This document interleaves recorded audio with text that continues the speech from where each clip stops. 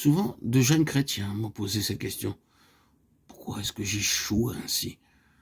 J'ai fait de tout mon cœur le vœu de servir Dieu. Pourquoi ai-je échoué? Je leur donne toujours cette réponse.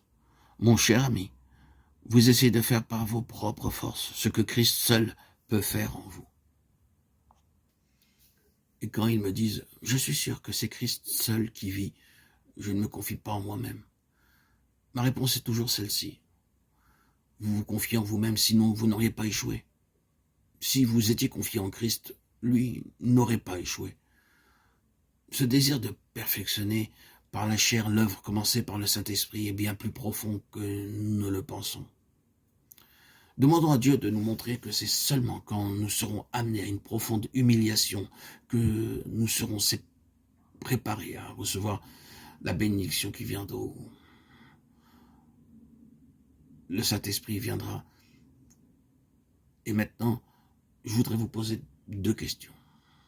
Est-ce que vous vivez sous la puissance du Saint-Esprit? Est-ce que vous vivez comme un homme ou une femme rempli du Saint-Esprit? Nous, chrétiens, nous devons montrer à ceux qui nous entourent ce que Dieu a fait pour nous. Et nous devons le leur montrer non seulement en parole, mais par notre vie. Que Dieu nous soit en aide. Je pose cette question à chaque croyant, à chaque membre de l'Église de Christ. Vivez-vous jour après jour sous la puissance du Saint-Esprit ou essayez-vous de vivre sans cela? Rappelez-vous que vous ne le pouvez pas. Êtes-vous consacré à Dieu? Vous êtes-vous livré au Saint-Esprit afin qu'il agisse en vous et vive en vous?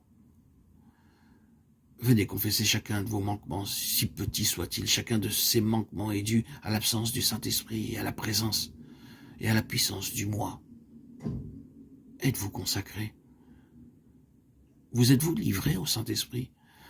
Si votre réponse est non, alors je vous poserai la seconde question. Désirez-vous être consacré? Voulez-vous vous livrer à la puissance du Saint-Esprit? Vous savez très bien, je pense que le côté humain de la consécration ne vous sera d'aucune aide. Je puis me consacrer une centaine de fois avec toute la ferveur de mon être. Cela ne me servira à rien. Une seule chose peut m'aider. C'est que Dieu, du haut du ciel, accepte et scelle ma consécration. Et maintenant, voulez-vous vous livrer au Saint-Esprit? Vous pouvez le faire tout de suite. Bien des points peuvent être encore obscurs et mal définis, bien des choses dépassent notre compréhension. Il se peut que vous n'éprouviez aucune sensation. Mais venez. Venez aujourd'hui même en présence de Dieu et faites l'expérience que demain, après-demain et les jours suivants, vous aurez besoin de rencontrer Dieu. Dieu seul peut faire le changement. Dieu seul, qui nous a donné le Saint-Esprit, peut restaurer la puissance du Saint-Esprit dans notre vie. Dieu seul peut nous fortifier puissamment par son esprit, selon l'homme intérieur. Si Dieu n'agit pas, vous pouvez assister à des réunions tous les soirs, et ces réunions peuvent causer dans votre vie une sorte de réveil passager. Mais cela ne vous aidera pas d'une façon permanente.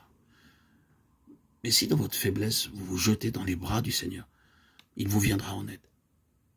Faites-le aujourd'hui même, dès maintenant. Dites-lui à l'instant T, viens Seigneur, viens Seigneur, viens dans mon cœur, viens dans ma vie, viens prendre possession de tout mon être. Seigneur, entre tes mains, je m'abandonne. Viens me visiter. Viens visiter ton Église, ton peuple, par la puissance du Saint-Esprit. Dites-lui, Seigneur, je réclame pour moi-même et je réclame pour mes frères, mes sœurs, en la foi, la présence et la puissance du Saint-Esprit. Et à tous ceux dont le cœur s'attend à lui, à tous ceux qui sont prêts à accomplir le sacrifice, à tout abandonner, la réponse viendra. Frères et sœurs bien-aimés en Christ, mes chers amis, la bénédiction n'est pas loin. Mais Dieu trouve son plaisir à nous venir en aide. Il nous rendra capables de perfectionner non par la chair, mais par l'esprit, l'œuvre qui a été commencée par l'esprit.